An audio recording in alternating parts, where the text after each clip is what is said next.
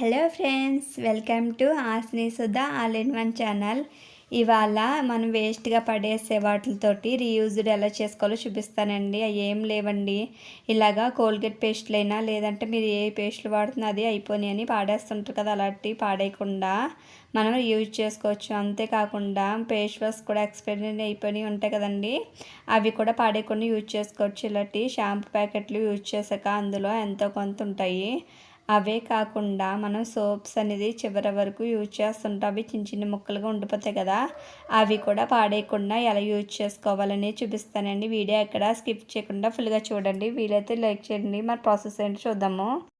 వేడి నీళ్ళు అనేది తీసుకున్నానండి. వేడి నీళ్ళే తీసుకోవాలండి. వేడి నీళ్ళు తీసుకున్న వల్ల మన షాంపూలో ఉన్నదన్నా ఇలాగ మన కోల్గేట్ పేస్ట్లో కొన్నది కూడా మనకి ఈజీగా అనేది వాటర్లోకి వచ్చేస్తుందండి. ఇలాగా మనం ఒక సీజర్ తీసుకుని ఇలా కట్ చేసుకోవాలండి. ఇలా కట్ చేసుకున్న వల్ల మనం చిన్న చిన్న ముక్కల్లో ఉన్న షాంపూ అంతా వాటర్లోకి అనేది వచ్చేస్తుందండి. ఈ విధంగా చేసుకోవాలి. మనకి షాంపూలే కాకుండా పేస్ట్ అయినా లేదంటే మన ఫేస్ వాష్ కడతాం కదండి, ఆ ఫేస్ వాష్లో అయినా మనం ఈజీగా అనేది ఇలా కట్ చేసుకుంటే మొత్తం ఉన్న వాటిలో ఉన్న మొత్తం అంతా పేస్ట్ అయినా లేదంటే షాంపూలో ఏదైనా మొత్తం వాటర్లోకి వచ్చేస్తుందండి. నేను షాంపూలో కాకుండా పేస్ట్ కూడా కట్ చేస్తున్నాను. ఈ విధంగా మొత్తం అంతా కట్ చేసేసుకోవాలండి. ఇలా కట్ చేసేసుకుని వాటర్లో అనేది వేసేసుకోవాలి. అలా వేసేసుకున్నాక అందులో ఉన్న పేస్ట్ కూడా వచ్చేస్తుందండి. ఇలా పేస్ట్ అనేది కట్ చేసి వేసుకున్నాక తర్వాత మనకి ముక్కలు ముక్కలుగా ఉంటుంది కదండి, మనం శుభ్రవాడికి ఇలా చిన్న చిన్న ముక్కలుగా ఉంటుంది కదా, ఆ ముక్కలు కూడా ఇలా చిదిపేసి వేసుకోవచ్చండి. లేదంటే మీకు గ్రేట్ చేసుకుని వేసుకోవచ్చు. హాట్ వాటర్ కాబట్టి ఈజీగా అనేది కరిగిపోతుందండి. ఇలా కలుపుకున్నాక మనం అందులోకి ఎక్స్పైర్ అయినా నేను ఫేస్ వాష్ అనేది చూపించాను కదండి, అది కొంచెం ఎక్కువ ఉన్నది, అందుకు నేను కట్ చేసి వేసుకుంటలేదు. కొంచెం అంతా తీసుకుని అనేది వేసుకుంటున్నానండి.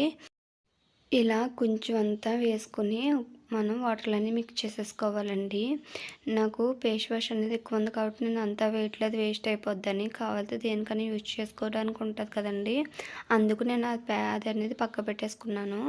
ఇలా వేసుకున్నాక మొత్తం వాటర్లోకి దిగిపోవాలండి. చూడండి, నొగరుగా మొత్తం కలర్ అనేది చేంజ్ అయిపోయింది కదా, వాటర్ అనేది మీకు చూపిస్తున్నాను. మొత్తం అనేది షాంపూ అయినా లేదంటే పేస్ట్ అయినా చూడండి మొత్తం ఖాళీగా అనేది అయిపోయింది కదండి.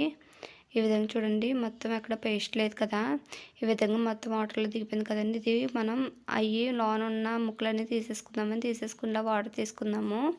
వాటర్ తీసుకుని దేనికి యూజ్ చేసుకుందాం అనేది కూడా చూపిస్తానండి మీకు. ఈ వాటర్ కొంచెం అంతా నేను స్ప్రే బాటిల్లో వేసుకుంటున్నానండి, లేదంటే మీరు అలాగన్నా వాడుకోవచ్చు. నేను స్ప్రే బాటిల్ ఉందని అంత స్ప్రే బాటిల్ అనేది వేసుకుంటున్నానండి. ఇలా కొంచెం అంతా స్ప్రే బాటిల్లో వేసుకున్నాక మూత అనేది పెట్టేసుకుందామండి. ఇలా రౌండ్ పెట్టేసుకుని మూత పెట్టేసుకుందాము. ఇలా మూత పెట్టేసుకుని మనకి రెండు విధాలుగా వాడుకోవచ్చు అండి. అవి ఏంటో కూడా మీకు చూపిస్తాను. రెండుని నేను ఒక స్ప్రే బాటిల్ ఒకటి మల్గిన్లో ఒకటి ఉంచుకున్నా కదండి, ఆ రెండు ఎలా యూజ్ చేయాలనేది వీడియోలో చూపిస్తానండి. వీడియో ఎక్కడ స్కిప్ చేయకుండా ఫుల్గానే చూడండి ప్లీజ్ అండి. ఒక లైక్ చేయండి, మీరు లైక్ చేసిన వల్ల నా వీడియో అనేది కొంత షేర్ అవుతుంది. ఇలాగా మనం వాటర్ అనేది ఒక గిన్నె ఉంచుకున్నాం కదండి, అది ఎలా క్లీన్ చేసుకోవాలనేది చూపిస్తానండి.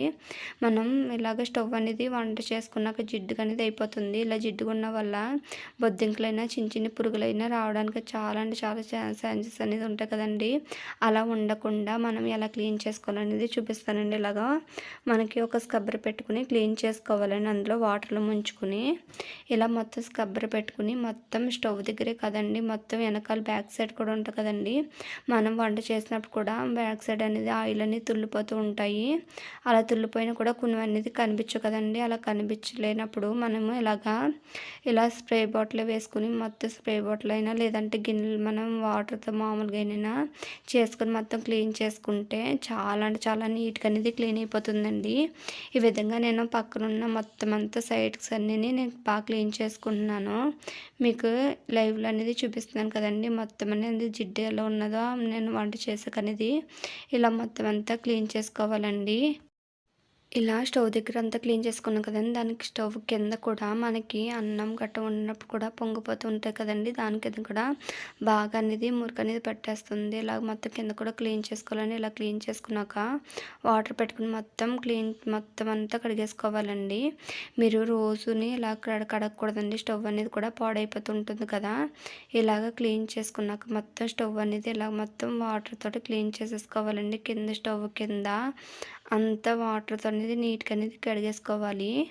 చూడండి ఈ విధంగా అంతా నేను కడిగేసుకున్నాను. మీకు చూపిస్తున్నాను చూడండి ఎంత బాగా అనేది క్లీన్‌గా అనేది వస్తుందో.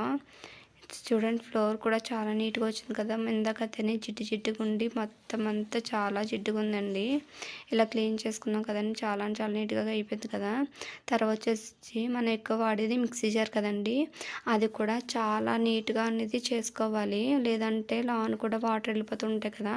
నేను స్ప్రే బాటిల్ పెట్టుకుని పైన అనేది స్ప్రే చేసుకుంటున్నానండి. వాటర్ తోటి ఎక్కువ క్లీన్‌కి ఎక్కువ చేయకూడదు కదా! అందుకని పైన అనేది స్ప్రే చేసుకుని ఒకసారి అనేది క్లాత్ పెట్టుకుని నీట్‌గా అనేది తుడుచుకుంటున్నాను. ఇలాగ మీరు 2 డేస్‌కి ఒకసారైనా లేదంటే మనం మిక్సీ పట్టినప్పుడు కూడా ఒకసారి క్లీన్ చేసేసుకుంటే చాలా నీట్‌గా అనేది మిక్సీ అనేది నీట్‌గా అనేది అయిపోతుందండి. ఈ విధంగా నేను మొత్తం అంతా క్లీన్ చేసేసుకున్నాను. ఈ విధంగా చూడండి నేను మొత్తం కొంచెం కొంచెంగా స్ప్రే చేసుకుంటా ఒక క్లాత్ పెట్టుకుని నీట్‌గా అనేది క్లీన్ చేసుకోవాలండి. ఈ విధంగా చూడండి నీట్‌గా అనేది చాలా నీట్‌గా అయిపోయింది కదా! ఈ విధంగా మీరు ఒకసారి చేయండి. మిక్సీ జార్లే కాకుండా ఫ్రిడ్జ్ మీద కూడా మనకి ఎక్కువ ఏదైనా తడితోటి చేతులన్నీ పెట్టేసి మచ్చలు అయిపోతుంటాయి కదండీ! అవి కూడా చాలా నీట్‌గా అనేది చాలా నీట్‌గా అనేది మనం క్లీన్ చేసేసుకోవచ్చండి. ఇలాగా స్ప్రే చేసుకోవాలి. స్ప్రే చేసుకున్నాక గొరకలనేది మెత్తటి క్లాత్ పెట్టుకొని మనం క్లీన్ చేసుకోవాలండి. ఎందుకంటే గొరుక్కున్న క్లాత్ తీసుకుంటే గీతలు పడిపోతాయి కదండీ! అందుకు ఒక మెత్తటి క్లాత్ అనేది తీసుకొని మొత్తం అంతా నీట్‌గా అనేది క్లీన్ చేసుకోవాలండి. చూడండి మొత్తం అనేది నేను క్లీన్ చేస్తున్నాను. ఇలాగ క్లీన్ చేసుకుంటే మనకి ఎక్కడ డస్ట్ అనేది మచ్చలు లేకుండా అనేది ఉంటుందండి. చూడండి మొత్తం అంతా క్లీన్ చేశాను నేను. ఒకసారి మీకు చూపిస్తున్నాను కదా! ఈ విధంగా క్లీన్ చేసుకుంటే సరిపోతుందండి. తర్వాత వచ్చేసి మనకి బీరువా అనేది ఉంటుంది కదండీ! ఆ బీరువాని ఆ మిర్రర్ అనేది కూడా ఉంటాయి కదా! అయి పిల్లలు కూడా చేతులు పెట్టేసి మచ్చలుగా అయిపోతుంది. చూస్తున్నారు కదా! మొత్తం మిర్రర్ అనేది ఎలా మచ్చల కింద ఉన్నదో, ఇలా మచ్చలుగా ఉన్నదాన్ని కూడా చాలా నీట్‌గా అనేది మనం క్లీన్ చేసుకోవచ్చండి. చాలా అంటే చాలా నీట్‌గా అనేది అయిపోతుంది. ఇలా మొత్తం దానికి స్ప్రే చేసుకోవాలి. ఇలా స్ప్రే చేసుకొని ఒక మెత్తటి క్లాత్ కిందక ఫ్రిడ్జ్ అనేది తుడిచాం కదండీ! అదే క్లాత్ తోటి అనేది మనం క్లీన్ చేసేసుకోవాలి. మీరు వేరే క్లాత్ తీసుకున్నా పర్లేదండి. అది నాకు యూజ్‌గా ఉంది కాబట్టి పొడవలేదు కాబట్టి నేను ఆ క్లాత్ తోటే క్లీన్ చేసేస్తున్నానండి. చాలా బాగా నీట్‌గా అనేది క్లీన్ అయిపోయింది. చాలా ఇందాక మచ్చలుగా ఉన్నది. ఇప్పుడు అస్సలు మచ్చలేదండి. చాలా నీట్‌గా అనేది మొత్తం అంతా క్లీన్ చేసేసుకున్నాను నేను. చూస్తున్నారు కదా! ఎంత బాగా అనేది క్లీన్ అయిపోయిందో. చూడండి ఎంత బాగా క్లీన్ అయిపోయింది కదండీ! వేస్ట్ అనుకునేయన్నీ పాడేయకుండా ఇలాగే రీయూజ్ చేసుకోండి. చాలా అంటే చాలా యూజ్ అవుతాయి. వీడియో అనేది ఎక్కడ స్కిప్ చేయకుండా ఫుల్‌గా చూడండి. ప్లీజ్ అండి ఒక లైక్ చేయండి. మీ లైక్ చేసిన వల్ల నా వీడియో అనేది కొందరు షేర్ అవుతుంది. చాలా అంటే చాలా యూజ్‌ఫుల్ అనేది అవుతుందండి. మా ఛానల్‌ని సబ్స్క్రైబ్ చేసి లైక్ చేయండి. థ్యాంక్ యూ అండి. Thank you for watching.